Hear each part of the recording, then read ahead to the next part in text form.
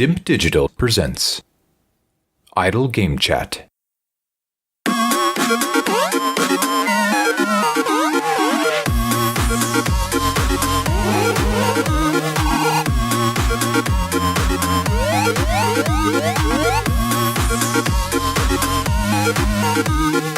Hello, Apps here from Dimp Digital. Welcome to Idle Game Chat. This is the weekly video games podcast where we give our impressions of the games that you can play today and react to the latest news from the wonderful world of video games.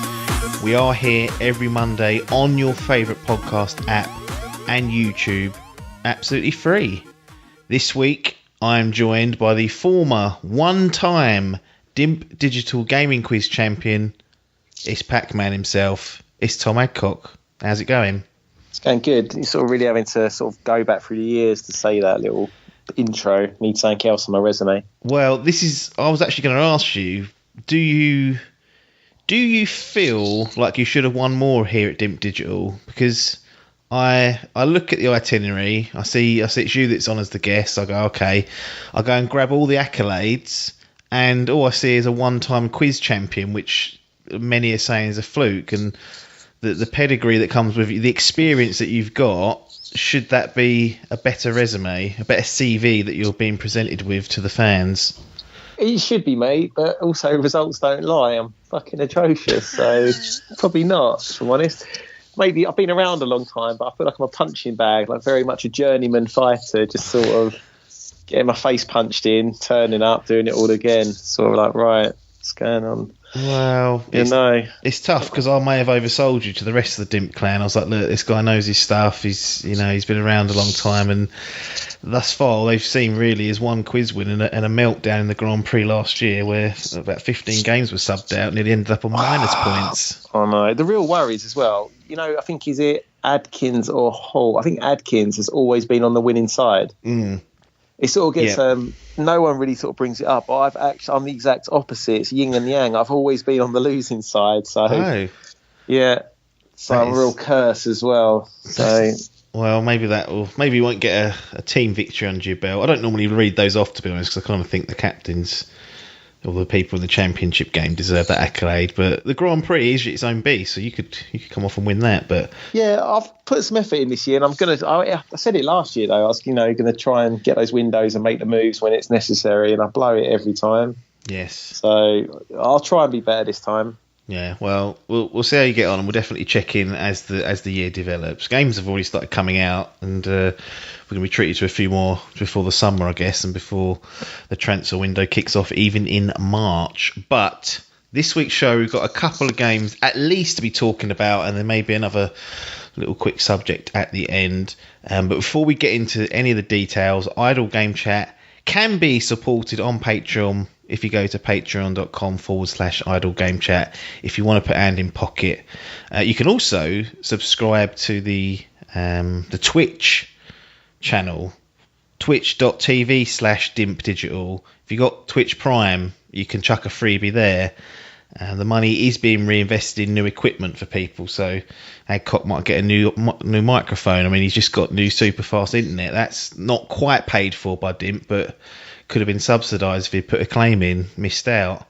So there's all sorts of ways you can do it. Adcock, you actually haven't subscribed. As we record this, you've not subscribed to the Twitch channel, which is a sin. Oh, it's another massive sin on my... Yeah, and do you know what? We've actually got two Amazon... It makes it worse. You're joking. Can we tell you this? Both got an Amazon Prime account, so could do it double and ain't done it at all. Right, off air, that'll be... Yeah, can you rectify this? Poor, innit? Yeah, I'll have the logins and do it if I need to. I can just do it. Get your own browser set up. Oh, mate, I've got my nephew here. We've got three in-house Amazon Prime accounts. Yeah, but your nephew, I would imagine, might actually watch some actual proper streamers, so he might actually save his for something genuine. I mean, if he's not... probably ain't giving... Unbelievable. Right. We'll sort that. We'll sort that, definitely. Bloody hell, money left on the table. We're having a big piss up when all the beaches are open again. 4th of July. Amityville. No, Amityville. Amity Island. Anyway, video games. Tell me why. So, I played this. It's a Dontnod game. So, think Life is Strange. think vampire or vampire. I can't even remember how to pronounce that one, but I didn't realise that was there. That blew it for me once on the gaming quiz. But Life is Strange, very good. Yeah. So if you played any of you've played the first one, or what have you done with Dontnod? Annoyingly, I've played Life is Strange 1. Yes. I think it's 3 episodes, and Life is Strange 2, maybe similar. 2's the one with the two brothers, right? That's it. Yeah. Yeah, I didn't. But weirdly, I enjoyed them both, and I don't really like to start games and not finish them. But I've done that with both of these. I think they're both Game Pass jobbies, and I've just kind of something else has come out. Yeah.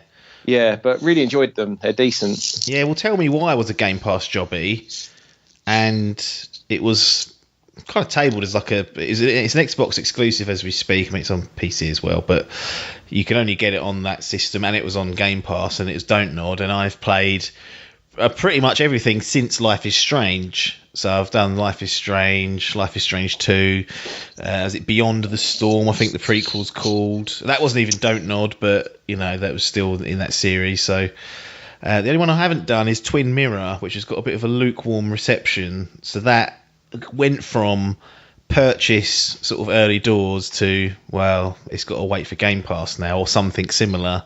Yeah. So that's the only one in recent times, and before that I don't remember me, and I missed, as I mentioned, Vampire. It didn't do, because the one thing I would say Dontnod haven't been able to prove to me is that they can handle any action in the gaming space just yet. And with Tell Me Why, they don't even bother. They literally don't bother trying to do any action. There's zero action in this game. It's full blown narrative driven adventure type jobby. And that's kind of up my alley, because I find them quite easy to play. Do you have any familiarity with Tell Me Why? Do you even know it existed until we fired this podcast up and started waffling? No, but I did a little bit of research when you told me this is what it was going to be, and a couple of things stand out. Yep. Basically, with the old games, especially the second one, I like they're really good at like invoking a feeling through like where they are. I think they're on the road and they're walking. They run away from home. The brothers in Life is Strange 2, and they're walking through and they go to those lakes, and it's like autumn and they're getting cold. Yeah. And I saw on this one it's set in Alaska, and I was like, right, I like Alaska. I'm on board for that. And then also, I don't know if you were going to reveal this, but first transgender. So basically, Alaska got me, and then the first transgender protagonist in gaming, main cast. I was like, right, what's going on there? Yes. So how do I mean, these are always difficult particular games because they hinge so much on the narrative, but I believe I can kind of talk around stuff where I need to, so that anyone who wants to go off and play it can still enjoy it. Can I ask one more question before you start rattling on? Yep, quite rattling. Try and talk in. Is there a supernatural sort of quirk in this, like those other games? Is my other sort of like off the bat question, because I don't know that, and I'd like to know. Yes. So 2 characters, first of all, you get to play as. So Life is Strange 1 and 2, you're playing as one character. I think you play as the older brother in Life is Strange 2, aren't you? That's it, yeah. And I think it's Max you're playing as in Life is Strange 1. But in this one, you've got 2 brothers that you're going to be playing as, and they're twins. Okay. So one of the things that we all know about twins is they're weirdos. They've got always a weird connection, haven't they? Yeah. So they can't really be trusted in a sort of in a conversation. That's exactly, you talk about a supernatural element, and I guess it is. The twins themselves have something called the voice, and it's basically a telepathic type connection between just those two. So what it allows them to do is to say, if they're talking to a character who's in the house or whatever, they can talk amongst themselves in their heads without them knowing. So that's kind of like one of the quirks that they've got. And the other one is when they're both in a certain environment or an area where they've both been previously. So when they're kids, for example, there's a lot of callbacks to when they were children, when they were growing up. they are able to witness and review a memory of that in sort of real time. It's not quite, it's not properly rendered or anything. It's like little outlines of figures, but they can relive memories essentially and suss out what people are saying. And the only difference with that is that in some situations, one of the twins will remember it differently to one of the other twins. So it's not always 100% in the book. Right. Okay. But yeah, so you've got Alison, who is the sister, and then Tyler, who is the male who's transitioned from female.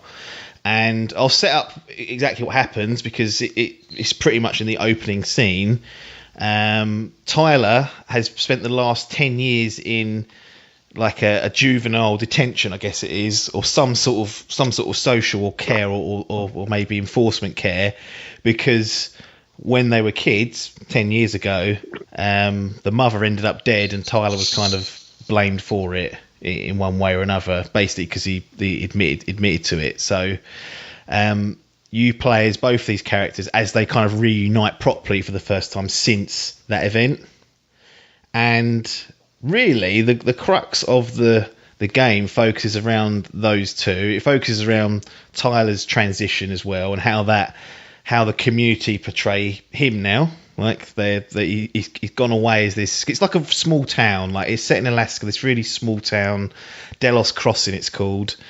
And everyone, it's sort of not quite like Wakerin, a bit smaller than Wakerin, maybe Little Wakerin, that level where everyone sort of knows everyone. So he goes off as a little girl and comes back as a grown male. So you kind of get those interactions with the locals who are sort of like, oh yeah, I heard about this, and it's like, you know, people are ignorant and some people don't take kindly to the fact that he's transitioned. But really, the crux of the game is around Alison and Tyler reconnecting. They spent 10 years apart. And B, finding out what really happened sort of on that night where the mother ended up dying. You know, was it how they remembered it? Was it something else? Was someone else involved? And that's the crux of it. And they are you set off with those two to try and dig deeper into exactly what happened, suss out, you know, who was there a foul play at hand? Was there not? And you meet all interesting characters along the way. You've got conflictions between Alison, who's been adopted by like the local police chief, and he's kind of not liked by Tyler for various reasons. So you've got a conflict there. And Alison's obviously really fond of Eddie. I think his name is Eddie Brown, police chief. So it's an interesting dynamic, a very interesting story. Obviously tackles some quite heavy subject matter, and like you mentioned about a transgender character leading the game, I've certainly not played one before. Difficult for me to sit here and say whether they've done a good job of it, being a straight white male. I guess from my perspective it didn't feel forced or disingenuous or anything like that, which is a good thing, but you'd have to kind of ask someone who's been in that situation as to whether it was accurately portrayed. But yeah, it probably lacks a bit of drama of the other ones, of like the Life is Strange's and whatnot. It's a much more of a personal, smaller scale type issue that's been, well, you know, the death of a mother is not small scale, but I mean in comparison, you know, you're not trying to escape to Mexico and save your life and things like that. You know, you're trying to unravel history basically. And it touches on some really interesting themes and one thing that I've always been fascinated with is how reliable is that memory of yours? Because you'll sit there and think, oh yeah, it's the most reliable thing on earth. When you actually pick holes in your memory, you'll realise that it forgets half the things and gets loads of shit wrong. And that's one of the dilemmas you have in this game is you know, which part of the memory do you trust? Well, I know my memory's toot, so it's fine. Some people Douglas take it to their grave. 3 days. Yeah. I always remember. Do you remember Heavy Rain? Yep. There's a scene in that game where I can't remember exactly what happens, but someone you bump into someone just in the scene, and something happens. I know someone disappears, or there's an assault or a crime, and then you're questioned by a police officer, and you're like, "Oh, I bumped into this guy," and they ask very simple questions about the description, what they were wearing, and things like that. And you think you in your head as you go through, you think, oh yeah, he's wearing blue trainers, green fleece, a red hat. Yeah. And then when it comes back to it, you actually realise you've got about 3/4 of it wrong. So this is not quite that level, but that always in a gaming sense, in terms of memory, always stands out for me as a scene that I'm like, yeah, that really proves that you're not really paying attention half the time. You think you are, but you're not.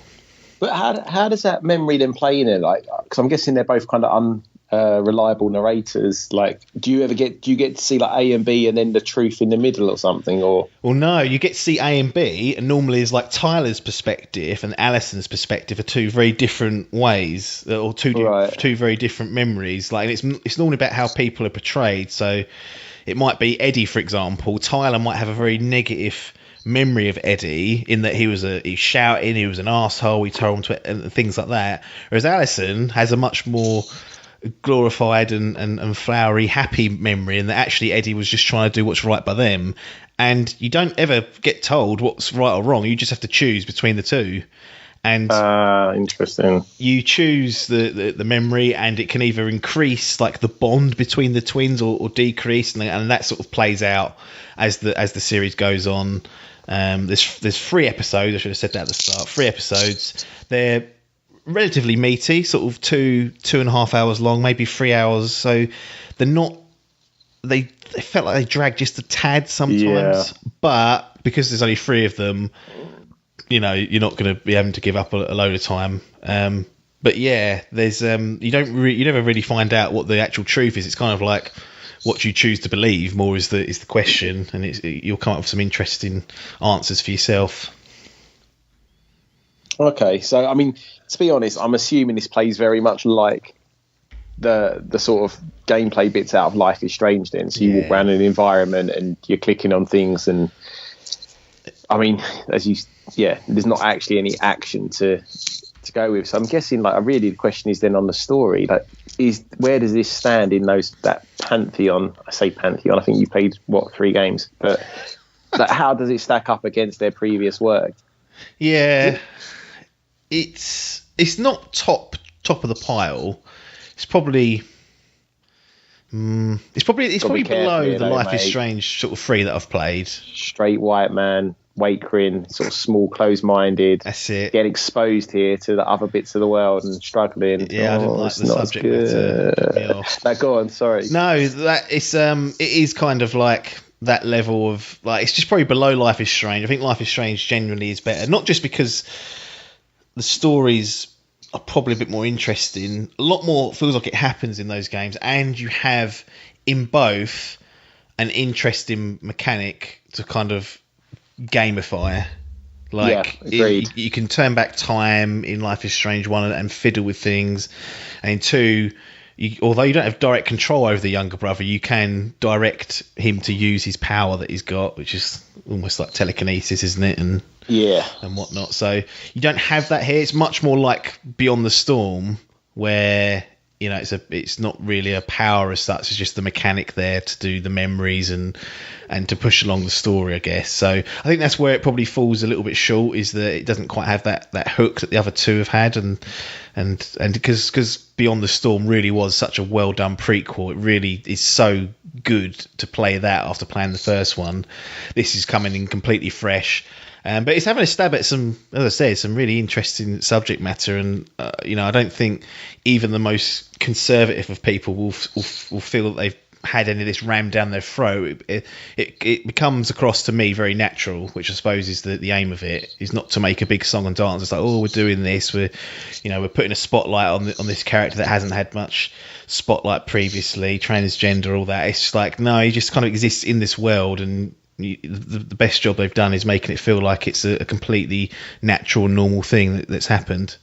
That's decent. And what, do you know, is there any reason why they've seems to have crammed 5 episodes into 3? Would you like to see this going forward, or stick to the? Because I always thought those other games I played, it was nice and tight. Just it would build. There'd be a crescendo at the end, and just as it would seem to finish where you wanted it to finish. I feel like 3 hours maybe is twice as long as those episodes. Perhaps it seems quite long. Yeah, I guess what the problem they've got with Tell Me Why is that there's not enough crescendos to warrant more episodes. Got So you might have an episode where nothing really happens. It doesn't peak at any point. So they've definitely made the right choice, I think, in doing 3. It just felt a little bit meaty in some areas and perhaps dragged a little bit. But then you've kind of got to let the story tell itself, otherwise you're going to be cutting people out of key information. So it's not an easy balance. I think it's just because playing, and really it's Telltale syndrome, because they were like 90 minutes, like almost to the minute, even less sometimes. They were very short, sharp episodes, whereas even with Life is Strange, they were on the shorter side compared to this, but they felt like they had a bit more meat to them. And I guess it's just coming with those expectations where in my head I sat down on a Saturday afternoon, started at 12 thinking I'll be off by, I can have some lunch after this, have a late lunch, and then it was like closer to 3, maybe past 3, and I was like, cool, what have I done here? I mean, that's a good sign, right? Yeah, it didn't feel like it dragged in the moment. I was just surprised. And then because I came conscious that they felt longer than I anticipated, the next episode I was kind of like clock watching, like, right, is this dragging? So I kind of done myself in on that point. I don't think that's necessarily an objective viewpoint. But if you come in with the expectations that they might be a bit longer than anticipated, it'll work really well. Fair enough. I mean, I don't think I've got any other questions, if I'm honest, because I kind of know, I can tell what this game's kind of like and whatnot. It's just whether, the story's going to appeal to me, I guess. Yes. I mean, I think the setting definitely will. I just, Hey, Alaska. I think I'd rather, at the moment, go back and finish the other ones, if I'm honest. Yeah, I think you should. See how I feel. Like, if they're on Game Pass, finish those for sure. And I'll say play the prequel as well, and then give this a try. I mean, it's not going to go anywhere off Game Pass, this one, because I believe Microsoft published it, so they won't be taking it off there anytime soon, that's for sure. The only thing I wanted to mention is that you get a real good idea of how the twins were as kids, and how kind of connected they were, and like they were like two peas in a pod. And one of the things they do to kind of bring that to your attention, and it actually plays into some puzzles, because there are some puzzle elements to the game. I think in most cases you can kind of skip the puzzle. Like there's like a lock on a door, and it needs you to put these 3 symbols in the right place. But if you don't want to, you can kick the door down. So if you don't want to bother with it, you don't have to, be dealing with that. But in order to solve the puzzle, you have to refer back to this like storybook that Alison, and Tyler and her mum had kind of written together. And there's all like they had this like this goblin world, I think it is, where they kind of like they injected themselves into the stories as goblins, and I think the mum was a character in there and whatnot. But essentially, there are times in the game where you refer to this book, and it's got about 24, maybe not quite 24, but over a dozen stories in there, and you kind of read the story and then have to infer which symbol goes where based on the story. So that's quite a nice little, if you want to tease your brain a little bit, that's actually quite interesting to do, because it's all there in front of you and it'll tell you the story that you've got to read. It's just how you interpret it and whether you can kind of get what they're aiming at. So that's mildly amusing at times. Nice. And I guess the only other question is then, like, the decisions you make and stuff, are they actually impacting story or is it literally just giving you those stats at the end of like an episode? I felt like they didn't have too much of an impact. Now, they do towards, like, as in most of these games, there's normally like a few endings, so they will play into that.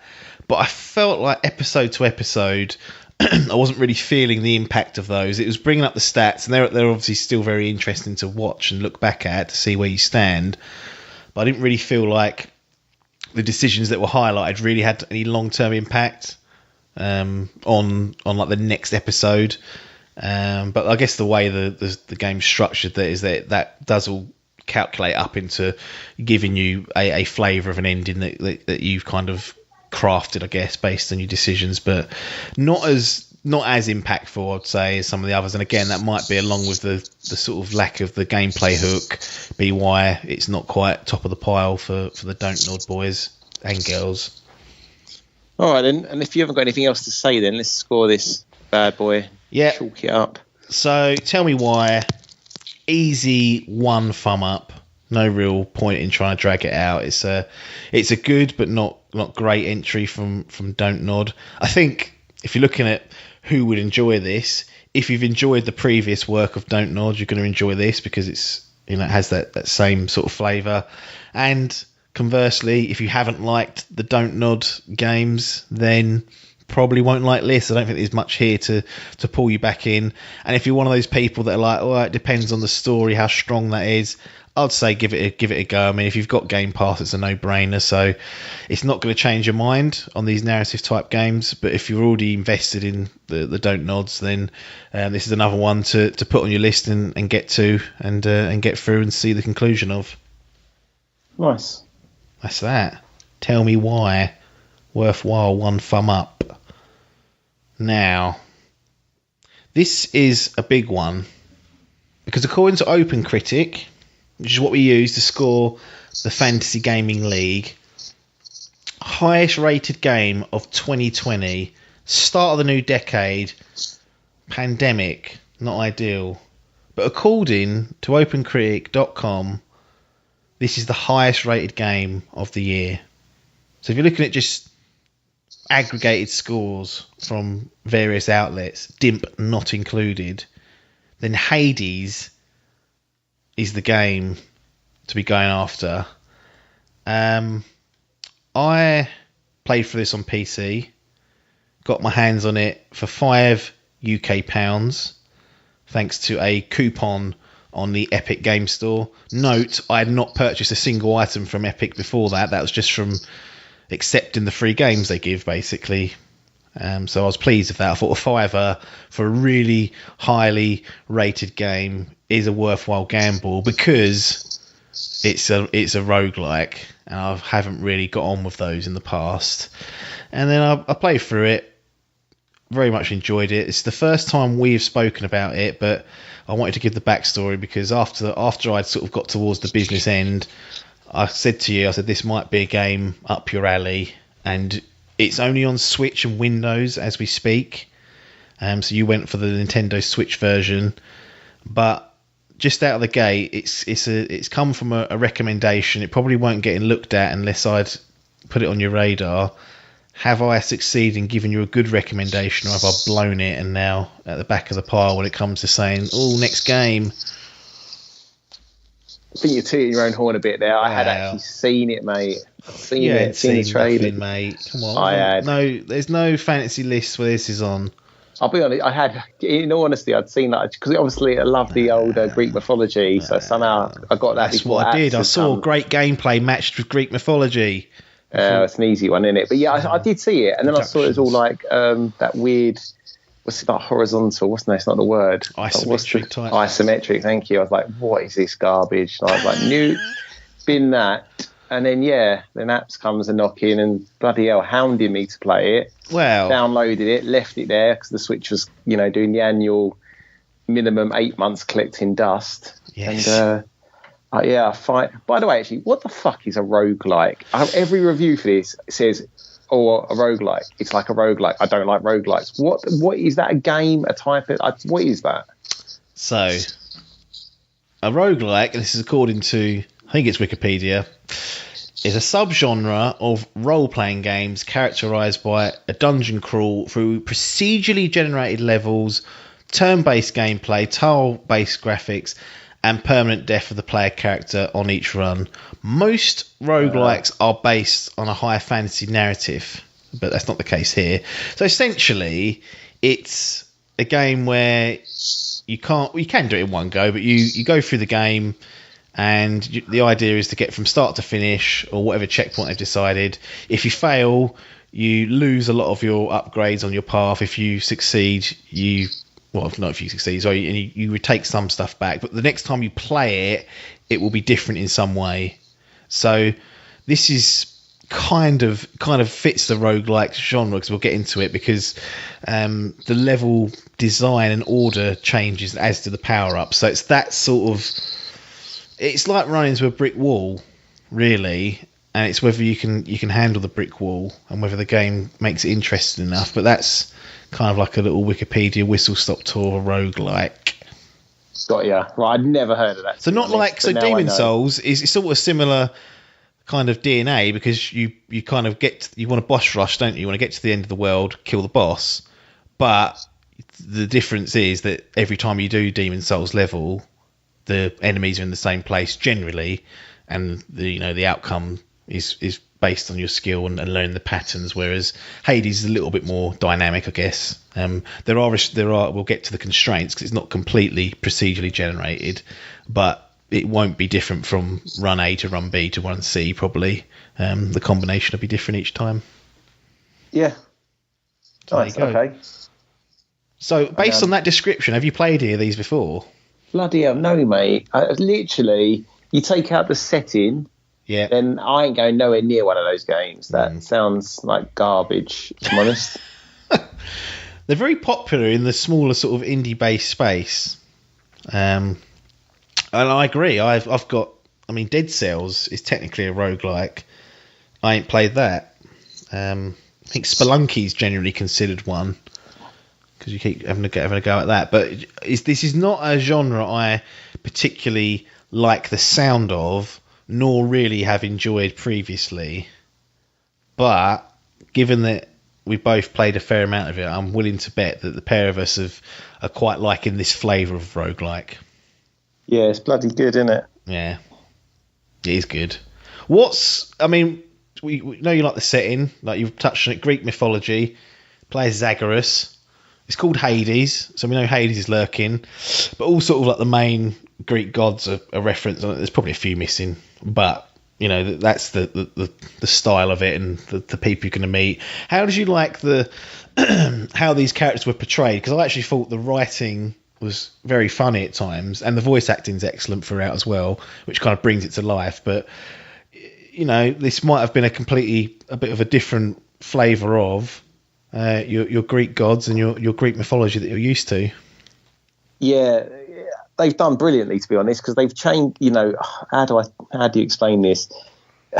They've given everyone, like all the main players, pretty much from Greek mythology are there. Achilles and Hades, like you say, and Medusa and the Hydra, and all sorts. But they've kind of made them all, like, I guess, a bit more like melodramatic. They kind of all live or work for Hades himself in his house of Hades. And it could have been a real miss because, what's his name? Zagreus is a bit like a sort of cocky teenager, I guess. So he could have been Prince really... of the underworld, it says, isn't it? And it's, could have been really annoying, but no, the writing's fantastic. And like, so each time, as you've said, each time you sort of fail, and you're going to do that a lot, you end up back at the beginning, back in a house where you can kind of do your upgrades. You can talk to all the people who work at Hades, or even like the enemies you fight out in the world. Basically, some of them are knocking around having a drink and whatnot, and you'll have all these interactions. And a lot of them, or some of them, are will move the story along. Others, they'll just tell you a bit of lore and history. But it's really fleshed out. It's really good. Yeah, really enjoyed it. Yeah, I found the writing excellent. The music's excellent as well. Pretty much anything to do with the game is excellent, really. It's just the genre of roguelike, so whether people can get their heads around it. And I think what's really clever about Hades is that the narrative depends on you kind of failing. Like, you learn something new. Not every time, but most of the time when you go back and talk to people, you'll learn something new. It will push along the overarching narrative. It will fill in gaps from why Hades is kind of trying to escape. Is he just like you said, being a petulant kind of teenager and defying his father? And Zagreus, is that what Zagreus is trying to do? But I really liked the way the story was kind of interwoven with the structure of a roguelike, because without the failing, you'd miss a hell of a lot of the story, wouldn't you? And some of the best bits are having a quick chat with some of these gods and then referencing your last run or whatever, and you learn about the relationship of Hades and Zagreus. Yeah, I mean, I'm sure I'll be proved wrong, but I feel like it's not Breath of the Wild. There's no way you're doing this on your first run. It's designed. I've seen a run; they've done it, but it's fucking. I knew it would be. It's ridiculous, but no normal person's doing that. So I feel like, it's obviously built in that you're going to fail, and I'd be curious to know, like, even like a reasonably good player, like, would you miss much of the story by being that good? Well, you wouldn't know, because actually it's something we can go into, can't we, in a bit. Also, what I'd like to say is it really doesn't hold your hand. Like, I think I was I reckon more than 10 hours deep before I kind of even grasped all of the systems. And even then, there was a few bits I didn't get to way later. No, it's definitely, that was, I thought you would say that, because I felt exactly the same. Like, I chucks you in there and you're like, okay, I guess it's just this. And it's not, and you don't really learn much. They don't really tell you a great deal. You just kind of learn through repetition and understanding, like, even like the basic things. So each time you sort of beat a level or a stage or a room, I guess is the best way to, or a chamber, I think they're called. Every time you beat a chamber, you normally get a choice between going between like the door on the left or the door on the right, and they'll have little icons above them, sort of, that's communicating to you what reward or what potential reward could be on the other side. At the start, you don't know what any of this stuff means. You don't know what any of the symbols mean. So you're kind of just going through blind, and you think, oh, what's this purple stuff? Do I need some of that?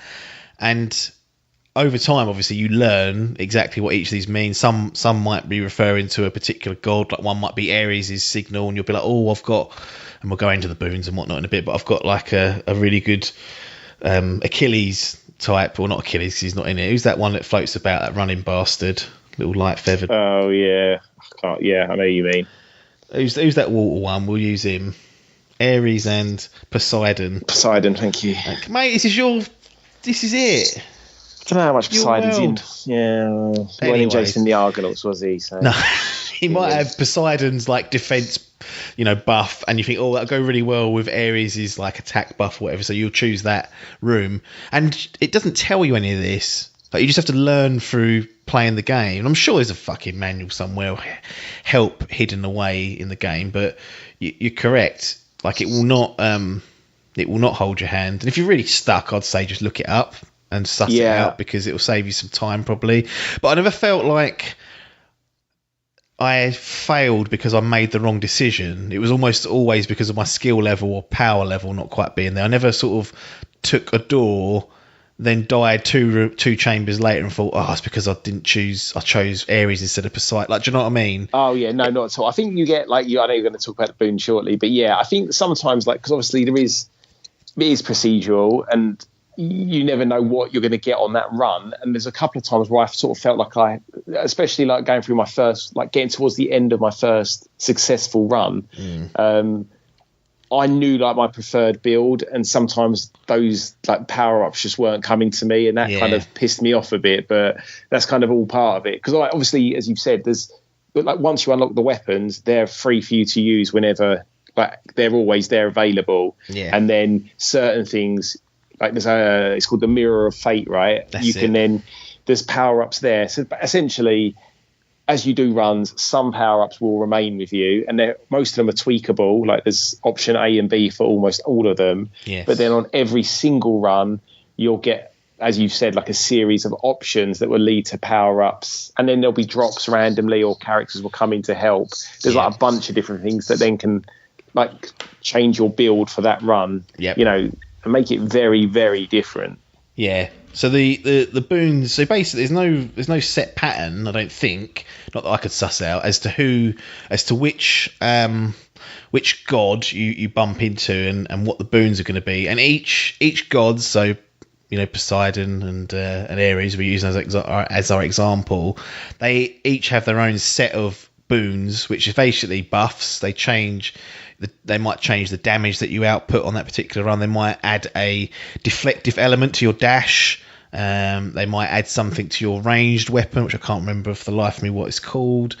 So not only do you have a random selection of boons like that you could pick up, you also have the added sort of dice roll of who actually you're going to bump into.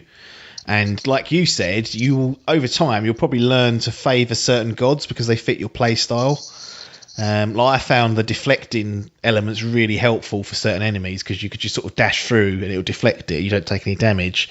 Yeah. But if you're going for a high damage run, you might want someone like Ares to drop, and it'll increase the efficiency of your sword or your casting. That's the other weapon type there. But there's no way you can predict any of this. So really, you've got to get yourself good and capable with all sorts of different gameplay elements. And I guess that's probably one of the strengths of the game, something that definitely kept me hooked, is that you don't know what you're going to get on each run, so you don't really know how you're going to have to approach or play certain parts of the run. Yeah, exactly. What was I going to say? What was your favourite weapon out of interest? Probably the bow. Yeah. I did like the sword as well, but I felt like the bow, you could do quite a lot of things with that. I didn't get on with the shield. I didn't get on with the claw. I didn't get on with the gun. So, ironically, you've mentioned every weapon there, bar the one I was my favourite, which is that like 3-pronged like spear. Oh, yes, the spear. That was actually no. Because you could, with the spear, you could throw it out and pull it back, and it would get a double damage. It was Kratos vibes, yeah, exactly. Yeah, I love that. No, you're right. That was actually that was where I was most effective, I think. Yeah, same. But yeah, so you've got a number of weapons you can choose from the outset. I think you have to unlock 3 of them, or maybe 4 of them to start with. You only get the sword to kick things off, but you unlock those pretty quickly. You can also add trinkets, which are like permanent stat buffs or elements to Zagreus for each run, and that's not a currency. That's like you just leave it on and it'll be there the next run. So one of the ones I found really helpful was basically if your life depletes, it'll bring you back at half health. And that's decent. I think you told me about that. That really helped. I think I might have got it from Cerberus. I can't remember where I got it from, but yeah. So there's a number of different things like that you could, like a trinket that you can add that will give you a particular skill. And I always just felt like having the extra life was just valuable, because once you die, you could get to the last boss of this game, you go back to the beginning every time. Now, but we should say that a good run from beginning to end is probably 40 minutes, maybe. It's not long, is it? No, it's not long at all. Like, don't get me wrong, it still fucking sucks when you get that far and die. It happened to me a bunch of times. Yeah. But you will get put down a lot in this game. Yeah, you will. Things hit hard. What else was I? Go on, sorry. So the only good thing I was going to say is that, you will die a lot, and you could die 38 minutes into a projected sort of 40-minute run and be sad, but you will go back to base, quote unquote, with something to upgrade, or some sort of, you'll have more with that purple stuff that helps you kind of experience and level up. So you very rarely leave empty-handed. Yeah, absolutely. Yeah, you always feel like you've made some progress generally, like and sometimes you go out with that exact intention just to get some more currency, or to get also, actually, I didn't mention this. I don't know if you've done this. So like there's what's he called? The guy next to Hades in his house, like the contractor, I think he's called. Oh yeah. So like you can do like a lot of it's cosmetic, like you can like change your room in Hades and things, and just put up posters. But you can actually make permanent changes to the underworld. I think one of the most beneficial, like you can put down these like healing pools, I guess like a little spa. That's it. That you'll come across, and that's another way of like boosting your health on a run. So you can literally, I think you can put one in each. Is it 4 areas? That's four main areas of hell.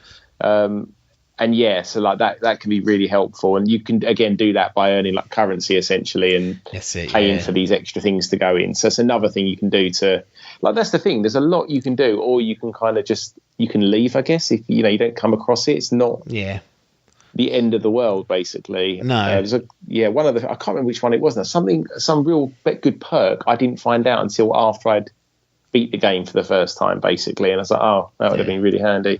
Yeah, so it's clever, because you've got the key, you've got a number of different currencies that you can spend for different items when you get back to the underworld, which is like Hades' house, basically. You've got like these keys that you can collect throughout your run, they'll go back with you. You've got gold, which stays with you only during your run, so there are shopkeepers and merchants, so spend that up when you get the chance. That won't come back with you. You've got the purple stuff that I can't remember exactly what it's called. Darkness, is it? I think it's called. That's it. Yeah, it is. And then you've got gems, which are items that are used mainly for that contractor. I've started using those for them. But you've also got another like little rogue trade, like a little black market fella, where if you've got like 10 gems and you need some darkness, you can kind of trade your darkness in trade your gems in for a load of darkness. So that's one way of trying to get something you need. Like if you see an unlock or a particular perk that you want, like it might increase your damage or whatever in the mirror, where what Adcock talked about earlier, then you can do that as well. I even started fishing at one point because I found that out late actually. And also there's those kind of like, I guess like sort of gambling almost. I've done it a lot at the beginning, but then kind of binned it, which is when you go into that chaos world. So essentially you beat a level or a room, and then there'll be like a portal and you can go into that, and what that would do, completely optional, and it will give you one of like 3 choices, and it'll be like a negative impact for so many rooms. So it will say you'll get to see all 3 choices essentially, and it might be like for the next 5 rooms take 50% more damage, but then if you succeed in that, you get another boost permanently for that run. It'll completely reset afterwards. But to be honest, like it did work with me a couple of times, but I found that there's normally one option that's quite easy, but then the reward will be to. Yes. But the other 2 generally, like it'll be like reduce your speed by like 60%, and then it's always the most bastard hard levels that then spawn after that, and I found that difficult, so I left that, to be honest. Yeah, I didn't. I definitely played around with it to start with. Ages to talk to I think I wanted to give him, like, you can give people what is it, like a little fucking drink or something, like as a present. I can't remember what it's called now. But you can basically collect those during your runs and give those to characters, and then sometimes it unlocks like a trinket for you. Like I was talking about earlier, you might have a specific chaos trinket, for example, or just new dialogue options. So I did enough to build up a relationship so I could give him that little drink or whatever it was. But yeah, after a while, I was like, I'm actually, unless I get basically the one that's, like you said, like maybe a bit slow for 4 rooms and then it doubles my health, like, the trade-off here is just not working for me, because normally when you enter it takes like 30% of your health each time you go in, so it already takes some of your health off just to go in and have a look, and then you have to pick one, so you don't really get a choice. But it works in the same way as the boons actually. So when Ares rocks up, you normally get 3 choices, so you can kind of choose the boon that you want if you see one you like. But and there's so much to this game, and you wouldn't expect it to have all this, but there's also like a little achievements book, isn't there? That's it. That basically are like for things like trying all the weapons out, getting a certain amount of kills with weapons, trying all the boons of a specific god, and over time you'll just naturally unlock those as you play the game, because it forces you to kind of try different things because the options aren't always there. And then your reward for completing like a full like Ares entry, for example, might be darkness or gems or something else. So there's tons of different bits and pieces, and the game just kind of expands as you go on. But I feel like it does a good job of, like, yes, initially you're feeling overwhelmed, it's feeling complicated, but the other options that come later on, you kind of welcome, because you've got your head around the base of the game, and you're like, oh, this just gives me another tool if I wish to go down that route. That, and you know what, it's funny, because I think if I was listening to you and someone else talk about this, I'd be like, don't care if it's the highest rated game, that sounds like that is not my type of game. Lists, menus, boons, like things like that. Normally I'm not like an RPG, anything that's too complicated, I'm out. But the core of the game, everything, obviously you do need all of those things we've said, but there's no right or wrong way. I'm assuming you can beat the game, with any one of the million combinations of things you can do. So it is really like action heavy and focused. Like, it is like fun, and it's so fast paced. It's unbelievable. Yeah. There's bosses at the end of each area. They're really good, all of them. Yeah. I still never understood the first one, really. It's like the three sisters or whatever. Like, I never knew which one I was going to get. It confused me for ages. I was like, why am I fighting different people?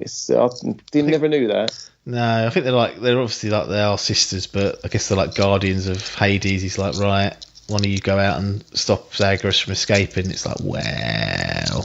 But that's, again, one of the things I love, though, is the fact they build like the death loop into it. So obviously every time you come up against the boss, they'll say, it's not endless, but they'll reference the fact that you two have been fighting now like an endless loop. And it's decent. It's really smart. Really smart. Yeah, it's a great game. It's definitely challenging at times. You, like Adcock said, you'll be very lucky. Well, I don't think it's possible for you just to pick this up on your first ever run and do it. You can do it if you're very familiar with the game and you're good at it, so you can restart and do it that way. But your first run, you probably think you're doing quite well, and then when you realise the scope of it, you'll be like, cool, I've actually got a number of different chambers left. And yeah, the loop aspect of it even makes complete narrative sense, even in like post game as well. So they completely thought about how the game mechanics work and the structure of the game can weave its way into the narrative. So even when you're essentially done with any sort of narrative bits and pieces, it still makes sense that you'll be going on these runs and whatnot. So for those that like that consistency, for those that enjoy the attention to detail as to why you're doing things in games, there's not many gaps in the world of Hades. They really have thought of everything and tied it to this roguelike mechanic where you expected to go on runs and do well and try and get through and probably fail. Well, you will fail more times than you succeed. Yeah, it proper teases you to have multiple runs at the end. It's so smart. I mean, like I said, I think I've beat it twice. Yeah. And I'll be honest, I have YouTubed it now, so I have seen everything. Yeah. But I mean, I don't know. Maybe I should have gone back and done it more, but it's very, very clever, very smart. I was really impressed with that. Yeah, it's one of the few games that kind of puts its narrative into the gameplay mechanics and makes it make sense. Like it's completely one big package and doesn't feel like it's been bolted on. It's been designed with this intention. Yeah. It's delivered with it.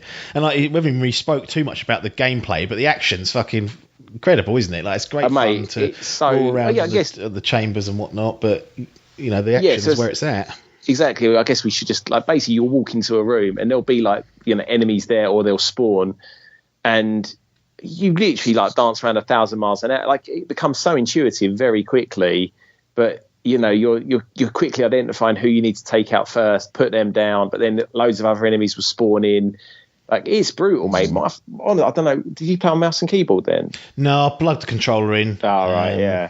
So yeah, but you can play it mouse and keyboard. But I think I've been watching a documentary, the No Clip documentary they did. It's like a 4 or 5 part series. The last one is just out now, and there's a bit in there about the keyboard, mouse and keyboard players, and they're saying it's really hard. And there's like this one like tester that works, which a lot of testers working on the game.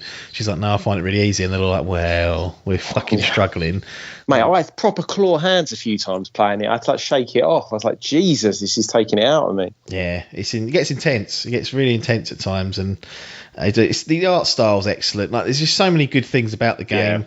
Yeah. The only thing I would say as a negative is, like, you mentioned the multiple runs, like to be successful and sort of quote unquote complete the game, you got to escape. I'll just say it. You got to escape 10 times, which once you've done it once you've kind of, it's a big achievement because I think it was like 30 runs before I got through it, like at least once. So that was a huge moment, and then for the game to be like, yeah, you got to do it a few more times, I was quite deflated, if I'm honest. Do you know what? I was the opposite, because I was like, do you know what? I've done the game. I was happy. Wow. And I was like, and you get that sort of tease of the story. Yeah. And I know like it shouldn't be the way, but I knew I could just, look at someone else's, story and YouTube it and just get that if I wanted to. So I was like, I get what you're saying. It didn't really bother me. I thought it was pretty smart, to be fair. Well, you didn't do it though. Well, no, because I'm not mad, mate. Talking a big game. That. Do you know what though? You should say though that I didn't notice until you told me there is like a boon that you can put on yourself that does. It's called the God boon, and it reduces all damage from the minute you leave Like you'll start your quest by like what? Oh no, it actually builds, doesn't it? It starts at like 20% less damage. That's it, yeah. And on every failed run, it will give you like an extra 2%. I think I don't know what it goes up to. Yeah, Surely I think it like caps out like 40 or 60%. Yeah. But yeah, so actually, like once I'd done the first run, I think I may have done one more run after that, and I was like, yeah, I can do this. And I'm enjoying it, but I don't want to deal with the frustration of failing. Yeah. I put the God mode on. I put the boon on. Yeah, absolutely. And I didn't fail after that, so I didn't get to see it rise or anything. And I still died. Like came close to dying several times. I still had to. I got complacent for the first few runs. I was like, right, I need to pretend that I haven't got this anymore. So that's actually like a good point, because it doesn't completely make the game a cakewalk, but it gives just enough accessibility, I feel like, to, if you are struggling, chuck the God mode boon on. It's not God mode, you're not invincible, you still will die, but it'll just make things a bit tougher on the enemies to put you down. Yeah, agreed. So that's a good sort of balance, I guess. And that's what I did for the remaining 8 or so runs that I had left. I was like, look, I don't want to be failing at the final gates again, if I'm honest. So I want to see how this pans out. I plonked that on and watched it all unfold and played through it. But excellent video game, really. Not a lot of negatives to say about it. I mean, it's a tough one to play and get through, but once you get up to speed, it is a game that you can either say, and this is why I think playing on the Switch was a great idea. You can say, right, I've got an hour, I could just do one run, like, because you'll be finished whether you're successful or you fail in that run. Or you could sit there and play it for 3 hours. Like, it really does have that level of accessibility where you can play it for a small chunk of time or a much longer chunk of time, which I think's great. What was you playing, handheld or docked? Yeah, I think everything was hand. I think on the second run, I played the last boss on TV. Everything else handheld. Yeah, and easy as that. So it can be playable in that format as well. Yeah, I found on the Switch as well, especially that I've only played it on the Switch, but even to ram home that point more, sometimes I would just like come out and leave it in the save state, just clear a room, and then just, familiarise myself with what actually boons and stuff I had and start again. Like, it's, easy to pick up and put down. It's very good. Yeah, it facilitates a number of different ways to play, which is good.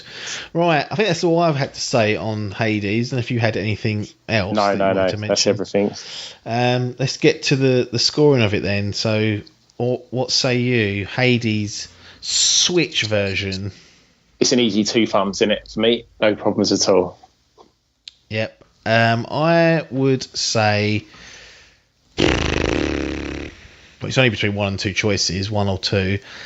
You know what? I feel like for a genre that I've just never either A, liked the sound of, or B, got on with when I've tried them, that this does more than enough to sort of bring me in line with it. And I think that's a big thing. So I think there's going to be a lot of players like us that had played it or have played roguelikes or similar types of games and just bounced off them, whereas this kept both of us hooked in, both of us engaged. It kept me hooked in, kept me engaged. The writing, the music, the story's all there, the action's there, the weapon choices are there, the boons, the different ways in which you can play the game, the random elements of the game just add to it. It's a 2 thumbs up, isn't it? I've just talked myself into it. Hades, 2 thumbs up from the apps and the Adcock. So that's Crufts, really. Look, we've got some more games to talk about. We'll save it for another week. So the guys will be left on tenterhooks for at least another 7 days before they get their apps and Adcock feel. Before we close this episode down, we mentioned it a few weeks ago that it could be a possibility. It didn't seem like it was going to happen. Yet I get a message 10 days or so ago saying the PS5 has been sold. Now, we know we talked briefly about the rationale behind it. It wasn't necessarily a scalping move. It just wasn't that you didn't feel like you was going to play it, but you've parted ways of it now. For it's gone. A nice profit, I'm told. Reasonable profit. Well, local as well. Kept it in the community. Harlow, I think, you drove down from. Oh, for some reason I thought it was like Barlin Way. I don't know what no. there's been a few days or a few weeks even since you did that. How are you feeling with that decision? Still, I mean, bank balance is pleased, but as they say, money is the root of all evil. So do you feel slightly corrupted? Do you know what? I'm fine with it. In that, I never listen. Before you and the halls of the world shut me down, I bought that nothing, console, so he can't comment. I bought that console with every intention of keeping it. That was never, never sold a console on early or anything. Don't care about stuff like that. But bought it, played through Demon Souls. That was the game I wanted. That was the game I got. Done it. I was in no rush. Lent the console to my nephew, let him play through. He's a big fan of the Souls games, talk about him often. He'd done it in a week or so. Had the console back, and I was like, I'm playing Hades on the Switch. That's getting its annual dust off. Yeah. I'm not playing PlayStation. And so I thought, do you know what? I'll see what the deal is. I'll put it on eBay. I'll put it on Gumtree or whatever and see what happens. I had a price in my mind. I was like, if it sells for that, I'll do it. If it don't, I'm not messing around. And for a couple of weeks it was up. I was just getting so many people trying to I only wanted cash on arrival and all of that. They were trying to rip me off with these PayPal scams. Yeah. So after 2 weeks, I was like, you know what, I'm done. Took it off of eBay. I think that's when I said to you, I'm done with it. I'll keep it. I'm not bothered. And then weirdly, some fella got a touch of me. The Gumtree ad was still live. It must have dropped down miles by then. So he's scouring, poor little rat. Yeah. And he's like, do you want to sell it for less than you want? And I was like, no, mate, not interested. And do you know what? We just got into a bit of a chat, and I was like, look, mate, this is what I want for it. Otherwise, I'm keeping it. Yeah. And he was like, it's just so annoying. He goes, everyone's trying to con me. And I was like, look, mate, these scalpers, sooner or later there's going to be a drop. Ironically, I don't think there really has been. No. But I was like, they're going to get anyone who's actually just bought a load to try and sell them, at some point they're going to shit themselves because they have loads of excess stock. Anyway, it became a bit of a back and forth. And in the end, I think, because from his point of view, I think he said to me, everyone keeps asking him to send the money before, right? He wants to pick it up and everyone wants to send it to him. So I think he's worried about getting scammed. Yep. And I was like the opposite, and I was like, and in the end, he came back with the price I wanted. He goes, look, if I come tomorrow, can you get it? Can I have it? And I was like, yeah, no worries. And he turned up. And you know what? The only thing I felt for a few days is I was like, shit, I hope they don't come out now, because I don't want this guy to have paid 350 quid over the odds for it. And then they drop on the Thursday. To be fair, I said to him, I was like, what games are you going to get? He was like, yeah, FIFA and COD. For fuck's sake, right? I'm like, more fool you then. If you're going to play them, right? Whatever. But at least he's got, I don't know if he's got his money's worth, but, there's still gold dust. So I'm like, he can probably ration it out to himself that he's got himself a deal. I'm happy enough. I mean, I'm not even looking. I'm just going to... Resi Evil's the next game I want to play on next gen. So I think that's May. Hope, fingers crossed. Well, Xbox already saying shortage till past the summer. Well, mate, do you know what? I mean, there is no guarantee, and I'm well aware of that. It could come back to sting me hard. But fingers crossed I can get myself one. But I'm not getting involved. I'm not monitoring anything. I'm not getting involved in all of that. I'll wait till they come in. I'll be patient. And worst case, I've got the Xbox Series S. I could always play a downgrade version of it, I guess. That would really annoy me, though. I have to pretend it doesn't. I'd be like, it's just as good. So that's it, really. That's the story. And I'm all right with the decision. Well, there you go, then. Yeah. No complaints there. Right, let's close this one down. Yeah. Everyone get on with their lives. If you stumbled across us and you've, only you listen to this episode, haven't subscribed, you can do on any podcast outlet, worldwide podcasts, running right in India still, overtaking the UK fan base, but you can find us pretty much anywhere: YouTube, Spotify, Apple Podcasts, Podcast Addict, Pocket, it's all there. Google, just type in Idle Game Chat, it's there. Hit the subscribe button, you'll be treated to an episode every Monday unless something goes wrong. Or I did just install a rule where we won't do any on bank holidays, so that'll be tested later on this year. But as usual, nothing more for us to say apart from thanks for your time and ta-da.